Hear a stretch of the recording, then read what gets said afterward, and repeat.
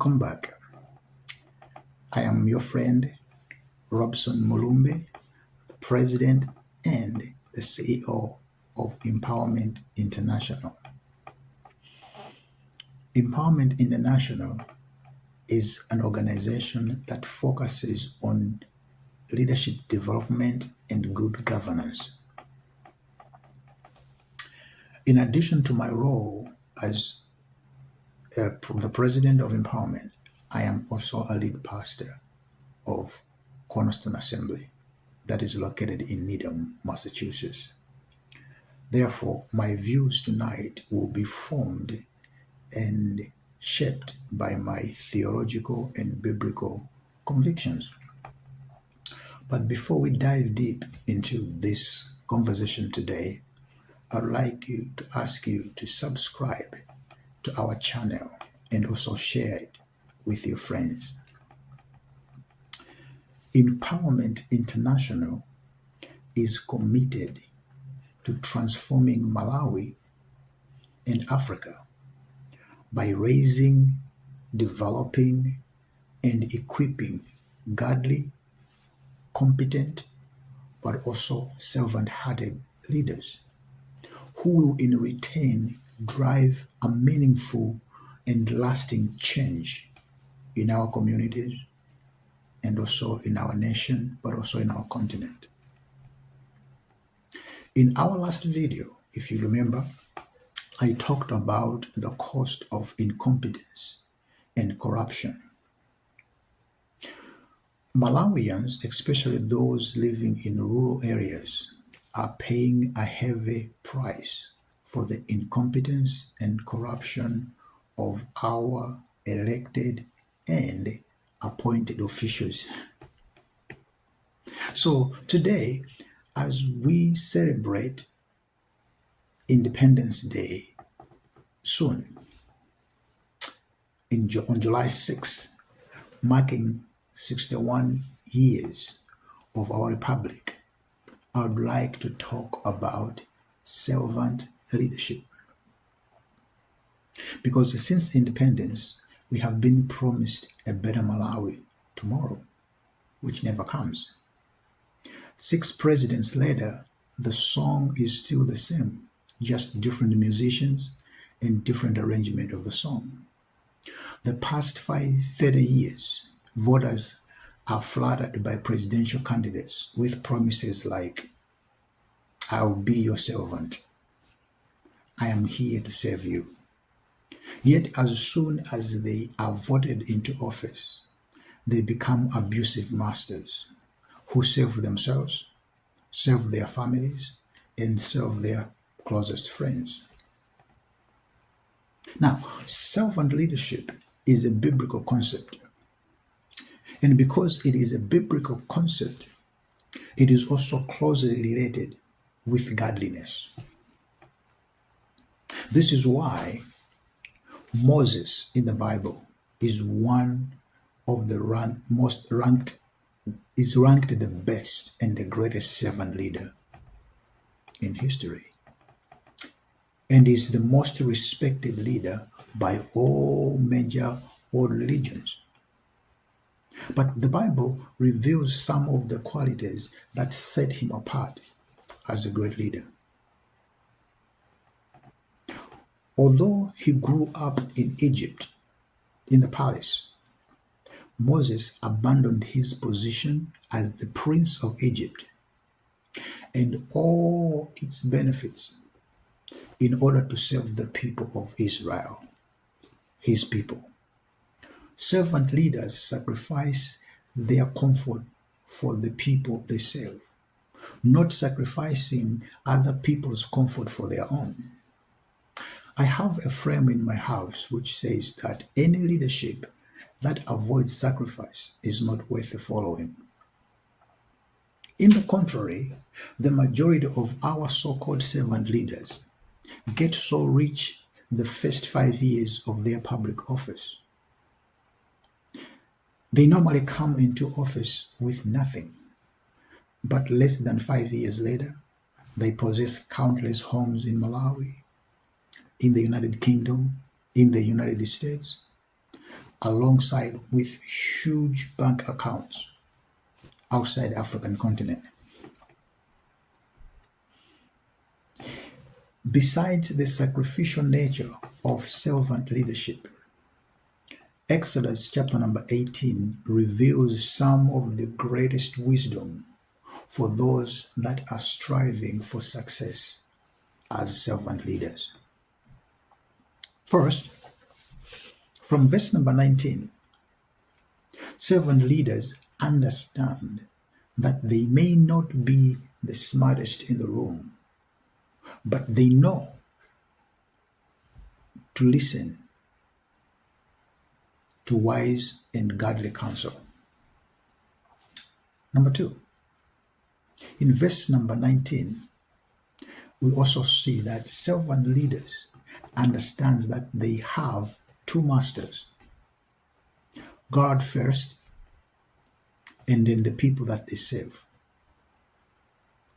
Servant leaders must have genuine relationship with God, but also with the people that they are called to serve.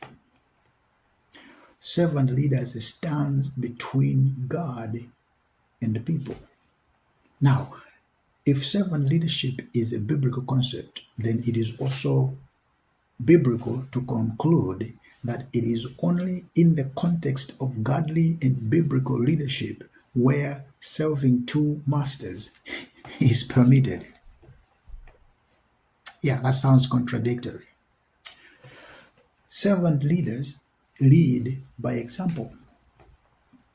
In verse number 20, Jethro, Moses' father-in-law, pointed out to Moses, saying, "And you shall teach them the statutes and the laws, and show them the way in which they must walk, and the work they must do." Now, members of parliament in Malawi and cabinet ministers in Malawi need to be led and taught the way they should perform. Unfortunately, our so-called leaders stand idly when public resources are being stolen and mismanaged right under their noses. Public theft and mismanagement by the so-called public servants erodes public trust. This is evident in the church, in politics, in business, and even in our homes. Servant leaders must serve with excellence.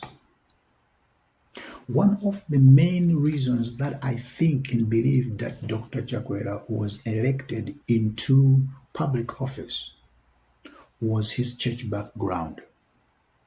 Malawians hoped that his understanding of servant leadership as the servant of God himself would help the nation. Yet many Malawians regret their support for him, and they complain that the past 5 years has been a living hell on earth. It may seem like only the selected few are the ones that are enjoying the promised milk and honey. Malawians are not suffering to this great degree because Malawi is considered a poor country. No. I strongly believe it is because we do not have servant leaders. Jethro in Exodus 18 understood that if Moses was to lead the Israelites successfully into the promised land, he needed people with very specific qualities. And this is true also for Malawi and Africa. The first quality for excellence of servant leadership is capability. In other ways, servants must surround themselves with competent people. Look around in our government offices and point out 3 competent individuals. I don't think we can find any. Our so-called servant leaders are in their offices based on whom they know, not their competence. The second quality of servant leaders is a true love for God. Yet, loving God and loving one's neighbor are inseparable. John, the apostle of Jesus, understood this when he said, "If someone says, 'I love God,' and hate his neighbor, he is a liar. For he who does not love his brother whom he sees, how can he love God who he has not seen?" Very good point. The third quality that servant leaders must is must have is trustworthiness. We need leaders who can be trusted with our national resources. Yet our leaders since independence have been proven wolves in sheep cloth, time and time again. Today, in a government full of professing Christians, servants of God, and servants of the people, seems to be the most corrupt.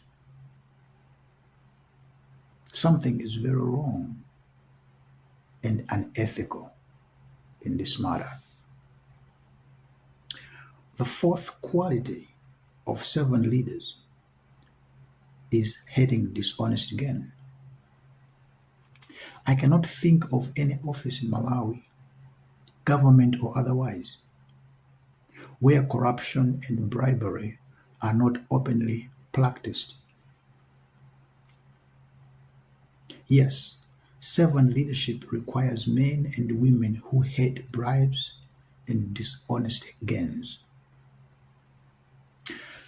How much money has been stolen across government departments in Malawi just in the past 5 years? How much of our public funds and resources have been mismanaged and stolen over the past 15 years? Where would Malawi be today if we had servant leaders who truly served the interest of Malawians in the past 60 years, or even in the past 30 years? Jesus is the greatest example of servant leaders. Therefore, when we talk about servant leadership, it carries the divine implications because it is closely associated with godliness or some form of Christian morality. Therefore, for those of us who claim to be servant leaders and claim Christian faith, we must strive to represent Christ. While servant leadership does not necessarily mean perfection, the people we lead expect us to serve them sacrificially, genuine in relationships that are not transactional, with excellence and competence, in a trustworthy manner, and with a serious distaste for corruption, bribery, and dishonest gains. My fellow Malawians, as we celebrate this 61st anniversary of our republic, let us all pause and consider the opportunities before us to make Malawi a better place for all. My fellow leaders, using servant leadership merely as a campaign strategy is not only wrong, but degrades and cheapens Christ and Christian faith for political expedience.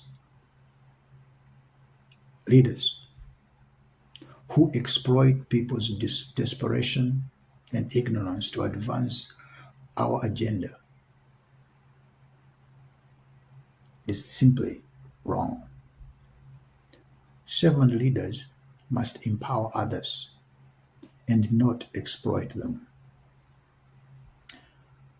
My fellow Malawians, after participating in and experimenting with this system called democracy for over 30 years, we need to learn and recognize lies.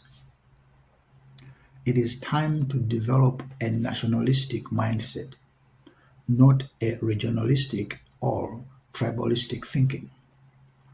Voting or supporting people simply because they are from my region or my tribe is not only dangerous but also immature.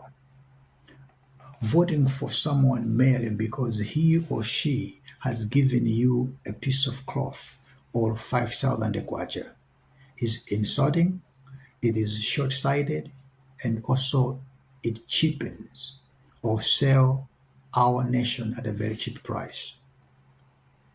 We all have a part to play in the next 60 years of our independence. Happy Independence Day. Thank you.